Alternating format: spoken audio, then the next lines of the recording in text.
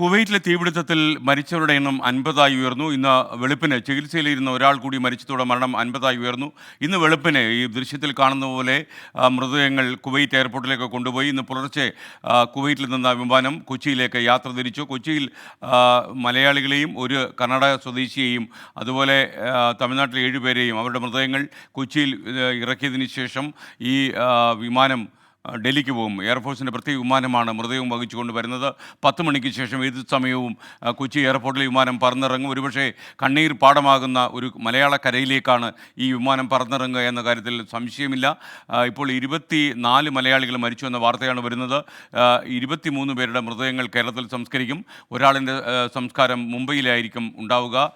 ഒരാളിൻ്റെ മൃതദേഹം കൂടി തിരിച്ചറിഞ്ഞതോടെ ഇന്ന് 23 മലയാളികളെന്ന് നമ്മൾ പറഞ്ഞുകൊണ്ടിരിക്കുകയായിരുന്നു. പക്ഷേ അത് 24 പേരുണ്ട് എന്ന് വെളുപ്പിന് മനസ്സിലായി. എന്തായാലും എല്ലാവിധമായ പോലീസ് സുരക്ഷയും ഏർപ്പെടുത്തി കഴിഞ്ഞു. ഓരോ ആംബുലൻസിനെയും അനുഗമിക്കാൻ പോലീസ് വാഹനമുണ്ടാകും.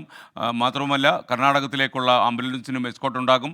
അതിർത്തി വരെ കേരളത്തിൻ്റെ പോലീസ് എസ്കോട്ട് പോകും. അതുപോലെ തമിഴ്നാട്ടിലേക്ക് പോകുന്ന 7 പേരെയും വഹിച്ചുകൊണ്ട് പോകുന്നുള്ള ആംബുലൻസുകൾക്കും എസ്കോട്ട് ഉണ്ടാകും. ADGP MR അജിത് കുമാർ ഇപ്പോൾ കൊച്ചി വിമാനത്താവളത്തിൽ ക്യാമ്പ് ചെയ്ത് പ്രവർത്തനങ്ങൾക്ക് നേതൃത്വം നൽകുന്നുണ്ട്. ഇനി വർക്കല ഇടവയിലേക്ക് നമ്മൾ പോവുകയാണ്. ഇടവ പാറയിൽ സ്വദേശി ശ്രീജേഷും ഈ കുവൈറ്റിലെ തീപിടുത്തത്തിൽ മരിച്ച ഒരാളാണ്. നമുക്കറിയുന്ന പോലെ പ്രവാസികളുടെ ജീവിതം നമുക്കറിയാം. കേരളത്തിലെ ഇലയൊന്ന് അനങ്ങിയാൽ അവർക്ക് അവിടെ ടെൻഷനാണ്. മിക്ക ആളുകളും കുടുംബവുമായി കുവൈറ്റിലൊന്നും വിദേശ രാജ്യങ്ങളിലൊന്നും അങ്ങനെ പ്രത്യേകിച്ച് ഗൾഫ് നാടുകൾ പോകാറില്ല.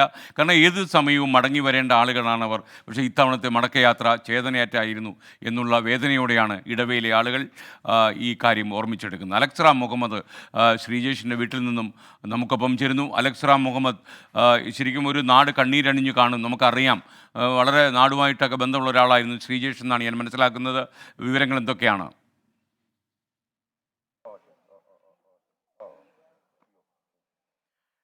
കുവൈറ്റ് സിറ്റിയിലെ ഈ തീപിടുത്തത്തിൽ ജീവൻ നഷ്ടപ്പെട്ട മലയാളികളിൽ 2 പേർ തിരുവനന്തപുരം ജില്ലയിലെ ആളുകളാണ്, തിരുവനന്തപുരം ജില്ലാ സ്വദേശികളാണ്. അതിലൊരാൾ നേരത്തെ നമ്മൾ സൂചിപ്പിച്ചതുപോലെ ആരനാട് ഉഴമലക്കൽ സ്വദേശി അരുൺബാബുവാണ്. രണ്ടാമത് ജീവൻ നഷ്ടപ്പെട്ടത് ശ്രീജേഷിനാണ്. ശ്രീജേഷിന്റെ നാട് തിരുവനന്തപുരം വർക്കല ഇടവയിലാണ്. ഇടവ പാറയിൽ മൂടില്ലാവിളയിൽ എന്ന പ്രദേശത്താണ് അദ്ദേഹത്തിന്റെ വീട്. ഈ പിന്നിൽ കാണുന്നതാണ് അദ്ദേഹത്തിന്റെ വീടെന്ന് പറയാം. അതായത് ഈ വീടിന് വേണ്ടിയുള്ള അടിസ്ഥാനം അദ്ദേഹം കെട്ടിയിട്ട് ഏതാണ്ട് 5 വർഷം കഴിയുന്നു എന്നാണ് പറയുന്നത്. ഇവിടെ ഈ കാണുന്നതാണ് നിലവിൽ അദ്ദേഹത്തിന്റെ വീടെന്ന് വേണമെങ്കിൽ പറയാം. അദ്ദേഹം വീടെന്ന സ്വപ്നം ബാക്കി വെച്ചാണ് ശ്രീജേഷ്. 32 വയസ്സാണ് പ്രായം. അവിവാഹിതനാണ്. അദ്ദേഹം വിവാഹം കഴിച്ചിട്ടില്ല. അദ്ദേഹത്തിന്റെ അമ്മ നേരത്തെ മരിച്ചതാണ്, ശ്രീദേവി. ആ അമ്മയുടെ കുടുംബ വീടാണ് തൊട്ടടുത്ത് കാണുന്നത്. അദ്ദേഹത്തിന്റെ മൃതദേഹം ഇവിടേക്ക് എത്തിച്ച് ഇവിടെ സംസ്കരിക്കും എന്നാണ് നിലവിൽ ബന്ധുക്കൾ അടക്കം തീരുമാനിച്ചിരിക്കുന്നത്. അദ്ദേഹത്തിന്റെ ഒരു സഹോദരിയുണ്ട്, അദ്ദേഹത്തിന്റെ ചേച്ചിയാണ് എന്നാണ് മനസ്സിലാക്കുന്നത്. ആരതി എന്നാണ് അവരുടെ പേര്. അവർ അബുദാബിയിലാണ്. വിവാഹം കഴിഞ്ഞിട്ടുണ്ട്.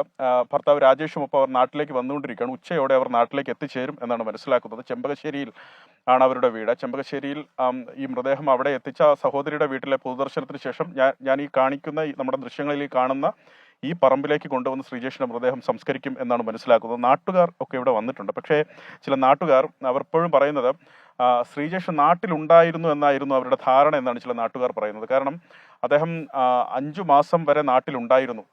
നേരത്തെ വിവിധ ഇടങ്ങളിൽ ജോലി ചെയ്തിരുന്നു. വിദേശത്ത് പ്രത്യേകിച്ച് ദുബായിൽ ജോലി ചെയ്തിരുന്നു. അത് കഴിഞ്ഞ് അബുദാബിയിൽ ജോലി ചെയ്തിരുന്നു. അത് കഴിഞ്ഞ് അദ്ദേഹത്തിന് ആരോഗ്യ പ്രശ്നവുമായി ബന്ധപ്പെട്ടാണ് അദ്ദേഹം നാട്ടിലേക്ക് വരുന്നത്. 5 മാസക്കാലം അദ്ദേഹം ഇവിടെ ഉണ്ടായിരുന്നു. ഇക്കഴിഞ്ഞ ജൂൺ മാസം 6-ാം തീയതി, അതായത് ദിവസങ്ങൾക്ക് മുമ്പ് മാത്രമാണ് അദ്ദേഹം കുവൈറ്റിലേക്ക് പോയത്. അവിടെ ഒരു സൂപ്പർ മാർക്കറ്റിലെ ജീവനക്കാരനായി ജോലി ലഭിച്ചതിനെ തുടർന്ന് അദ്ദേഹം കുവൈറ്റിലേക്ക് പോയത്.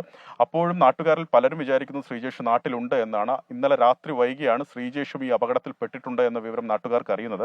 ഒരു പ്രദേശവാസി നമുക്കിപ്പോൾ ഉണ്ട്. ചേട്ടാ, ഈ ദുരന്തം അറിയുന്നത് അങ്ങനെയാണോ?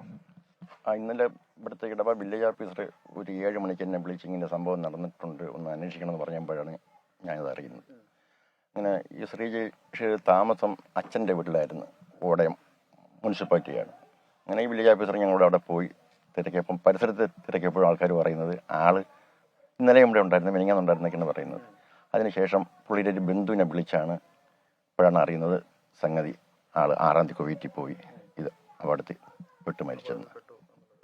അദ്ദേഹം വീട് പോലും വെച്ചിട്ടില്ല. അത് വലിയ ദുഃഖകരമായ കാഴ്ചയാണ്. പേസ്മെന്റ് കെട്ടിയിട്ടിട്ട് ഇവിടെ വീട് വയ്ക്കാനുള്ള വലുതായിരുന്നു. ആദ്യമേ പേസ്മെന്റൊക്കെ കെട്ടി അതിനുശേഷം ഇപ്പോൾ ഒരു 6 മാസത്തോളം ആവും നാട്ടിലുണ്ട്.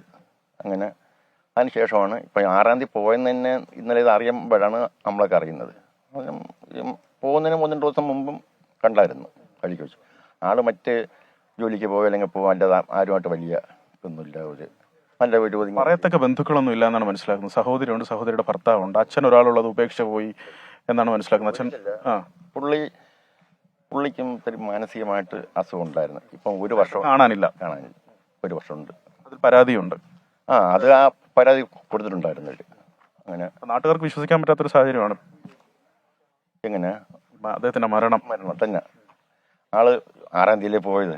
അതുവരെ എല്ലാവരും കണ്ട് അവിടെ ഓടെ അത്തിവളയെന്ന് പറയുന്ന താമസിക്കുന്ന അവരും പറയുന്നത് രാവിലെ പോവും രാത്രി വരും എന്നാണ്. ഞാൻ കൂടെ പോയാണ് ഇന്നലെ അവിടെ പോയതൊക്കെ തിരക്കുന്നത്.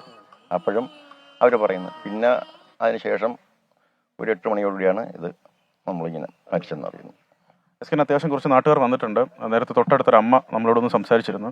അമ്മ പറയുന്നത് അമ്മയ്ക്ക് വലിയ സങ്കടമാണ് എന്നാണ് പറയുന്നത്. ശ്രീജേഷിനെ പറ്റിയൊക്കെ അങ്ങനെയാണോ? അമ്മയ്ക്ക് നേരിട്ട് ബന്ധമുണ്ടോ? ബന്ധമുണ്ടെന്ന് പറയാൻ നമ്മൾ ഏറ്റവും അടുത്ത അയൽക്കാരല്ലേ.